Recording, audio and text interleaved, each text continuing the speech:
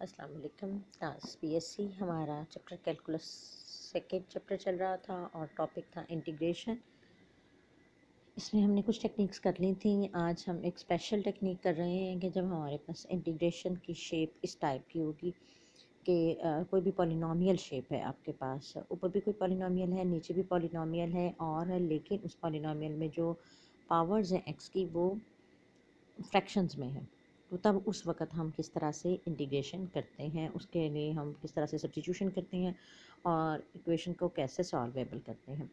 जैसे कि question number 1 है, इसमें देखें 2x/2 + अंडर रूट x है।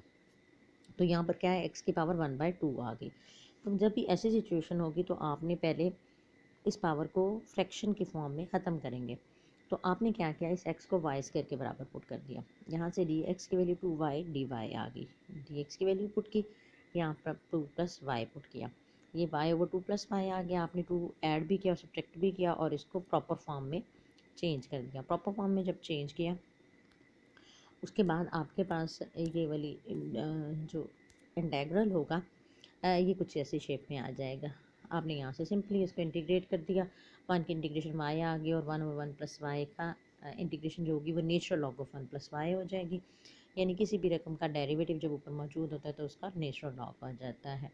बिल्कुल इसी तरीके से ये आपके पास था x dx/1 - under root x। इसमें आपने अंडर रूट x को equal to y put out कर दिया, तो x की वैल्यू y स्क्वायर पुट हुई, तो उस हिसाब से 2y dy आ गया। यहाँ से आपके पास y स्क्वायर / 1 - y आया, -1 + 1 कर दिया आपने, फिर y स्क्वायर -1 को अलग कर दिया और 1 को अलग कर दिया। इस y स्क्वायर -1 को आपने सॉरी y क्यूब है ये, y क्यूब -1 को आपने ब्रेक डाउन किया तो y - 1 y स्क्वायर +1 y + 1 आ गया। यानी इसमें ये वाला आपने फार्मूला यूज़ किया, A cube minus B cube equal होता है A minus B into A square plus A B plus B का स्क्वायर, इस फार्मूले से। अभी आपने जब ये फार्मूला यूज़ किया आपके पास ये आ गया, y - 1 कैंसिल हो गया, बाकी ये रकम बची और ये रकम ऐसे आ गई। अभी आपने इनकी इंटीग्रेशन कर दी और इसकी भी इंटीग्रेशन कर दी और ये आंसर आ गया। ठीक है, बस इसमें यही याद करने वाली बात है कि आपने इसको इजीली सॉल्वेबल कैसे करना है। आपने इसके लिए सब्स्टिट्यूशन करनी है और सब्स्टिट्यूशन में आपने देखना है कि कौन सा सबसे सूटेबल आपके पास सब्स्टिट्यूशन आती है। उसके लिए देखें, जैसे ये x⁻1/2 x⁻1/3 है, तो ऐसा लिया जो दोनों के लिए इजीली सॉल्वेबल हो। तो आपने 2 और 3 का एलसीएम लिया, तो 2 और 3 का एलसीएम 6 आ गया, तो उस हिसाब से x की वैल्यू y⁻6 ले ली। तो जब आप x की वैल्यू y⁻6 यूज़ करेंगी तो x 1/2 जब लेंगे तो वो y का क्यूब आ जाएगा, और x की पावर जब 1/3 लेंगी तो वो y का स्क्वायर आ जाएगा। तो ऐसी फॉर्म आ जाएगी जिसमें y की पावर फ्रैक्शन में नहीं रहेगी, और बाकी उसी तरीके से सॉल्व करेंगे। बिल्कुल इसी तरीके से क्वेश्चन नंबर 4 में आपके पास पावर आ रही है 1/2 और 1/4, तो हम इसके लिए 2 और 4 का एलसीएम लेंगे जो कि 4 आएगा, तो x की वैल्यू y4 यूज़ कर लेंगे और फिर वही काम करेंगे। आपने इसमें 4y³ आ गया ओवर y² माइनस y था, यहाँ से आपने y कॉमन लिया और वो एक y ऊपर वाले y से कैंसिल हो गया। फिर आपने इसकी तर्जीह की और इसको अलग अलग कर लिया। नेक्स्ट है आपके पास क्वेश्चन नंबर 4 के बाद अगला क्वेश्चन। नेक्स्ट टेक्निक है by magic substitution. Magic substitution ये एक नया वे है आपके पास के होता ये है कि आपके पास अगर कोई भी फंक्शन ट्रिग्नोमेट्रिक फंक्शन है तो उसको आप मैजिक सब्स्टिट्यूशन से सॉल्व कर सकते हैं। उसमें हम करते ये हैं कि z की वैल्यू टेंजेंट x/2 पुट करते हैं। Tangent x/2 half angle use करते हैं, z की वैल्यू टेंजेंट x/2 यूज़ होगा।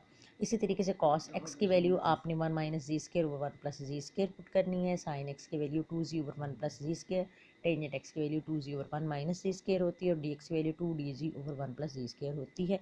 ये एज अ फार्मूला आपने इन सब वैल्यूज़ को याद रखना है। प्रूफ उसके यहाँ पे करके दिखाए गए हैं कि जब आप z को टेंजेंट x/2 के बराबर पुट करें तो यूँ समझ लें कि ये है टेंजेंट x/2 और की वैल्यू z के बराबर।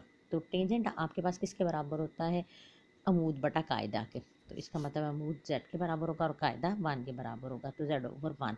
तो इसके मतलब है कि इसके वितर की लंबाई जो होगी वो कायदे का मुरब्बा जमा अमूद का मुरब्बा, तो 1 + z² का अंडर रूट आ जाएगी और ये एंगल आपके पास x/2 2 आएगा।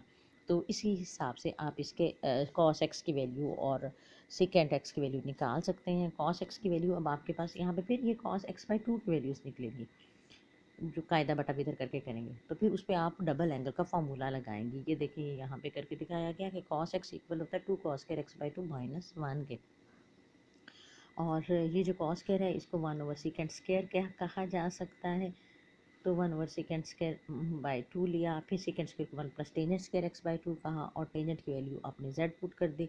यहाँ से आपने इसको सॉल्व किया तो कॉस एक्स की वैल्यू आ गई। इस तरीके से साइन एक्स को 2 sine x by 2 cos x by 2 कहा जा सकता है।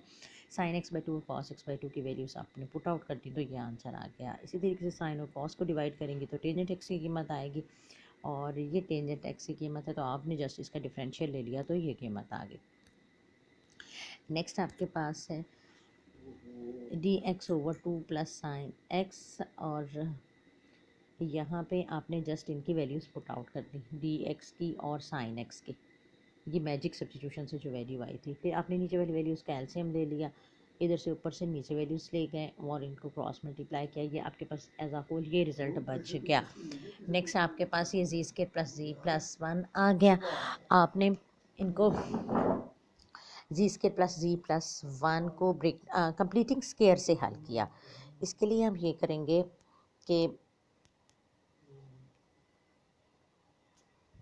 यहाँ से ये जी का स्केयर हो गया प्लस 2 फार्मूले का फर्स्ट वैल्यू है जी। अब सेकंड वैल्यू क्या होनी चाहिए कि आंसर आपके पास जी के बराबर आए। ऑटोमेटिकली ये 1/2 होनी चाहिए ताकि 2 2 से कैंसिल हो सके। तो 1/2 का स्केयर हम इसमें ऐड भी कर देंगे और सब्ट्रैक्ट भी कर देंगे। 1/2 का स्केयर आएगा 1/4, तो 1/4 हम इसमें ऐड भी करेंगे और सब्ट्रैक्ट भी करेंगे। नेक्स्ट इसके पास आपके पास यहाँ से आपके पास ये वाली फॉर्म आ जाएगी जी माइनस 1/2 का स्केयर और प्लस √3/2 का स्केयर। यहाँ पे x square plus A square वाली जब फॉर्म होती है तो आपके पास वो फार्मूला, उसका आंसर आता है 1/8 tangent inverse X over A. यानी ये D X over X square plus A square अगर जब हो तो इसकी इंटीग्रेशन का आंसर होता है 1/8 टेंजेंट इनवर्स एक्स ओवर ए। तो ये फार्मूला जब आप लगाएंगे 1/8 टेंजेंट इनवर्स, और इसके x की जगह पे आएगा z प्लस 1/2, और इसकी जगह पे a की जगह पे आएगा √3/2। दोनों के 2 आपस में एक दूसरे से कैंसिल हो जाएंगे तो ये टोटल आंसर आ जाएगा। आंसर आने के बाद आपने z की जगह पे टेंजेंट x/2 ज़रूर पुट करना है। आंसर आपका x की शक्ल में ही होना चाहिए, इसका ध्यान रखेंगे। इसी तरीके से आपके पास है sine x plus tangent x, और आप इसकी साइन प्लस टेंजेंट की वैल्यू पुट करेंगे, डी एक्स की वैल्यू पुट करेंगे, इनको सॉल्व करेंगे और फिर जो फार्मूला लगता हो वो फार्मूला यूज़ कर लिया जाएगा। इसी तरीके से ये आपके बहुत ही इम्पॉर्टेंट क्वेश्चन हैं, ज़्यादा नहीं है, सिर्फ 5 हैं आपके पास ये क्वेश्चन, और आपने इन सबको अच्छी तरीके से सॉल्व करना है। नेक्स्ट आपके पास एक और मेथड है कि अगर आपके पास ट्रिग्नोमेट्रिक फंक्शन है लेकिन वो जो इसका एंगल है वो जज़र की शक्ल में है, तो तब भी आप ये करेंगे कि इसको सब्स्टिट्यूशन से हल करेंगे। सब्स्टिट्यूशन में आपने ये करना है कि जो जज़र के अंदर वाली रकम है इसको आपने सब्स्टिट्यूट कर दिया और इस तरह से अलग अलग कर दिया, फिर आपने इंटीग्रेशन बाय पार्ट्स की और ये सिंपल आंसर आ गया। Sine natural log of X आ गया, तो नेचुरल लॉग ऑफ एक्स को वाई पुट किया, तो यहाँ से आपने इसको सिंप्लीफाई कर दिया। यहाँ से ये आपके पास इस शक्ल में आ गया और ये सिंपल डिवीजन बाय पार्ट्स का फार्मूला ही यूज़ हो रहा है। फिर है आपके पास ये सवाल sine hyperbolic natural log of x, उसमें आपने ये यूज़ करना है कि साइन हाइपरबोलिक एक्स की ये वैल्यू होती है, कॉस हाइपरबोलिक एक्स की ये वैल्यू होती है, टेंजेंट हाइपरबोलिक एक्स की ये वैल्यू होती है। इसमें अब एक्स की जगह पे natural log of x put हो जाएगा और ई और नेचुरल लॉग ऑफ एक्स एक दूसरे से कैंसिल हो जाएंगे, ये आंसर आएगा। यहाँ से हम इनका एलसीएम लेंगे और ये इनको हल कर देंगे और बस ये आंसर आ जाएगा।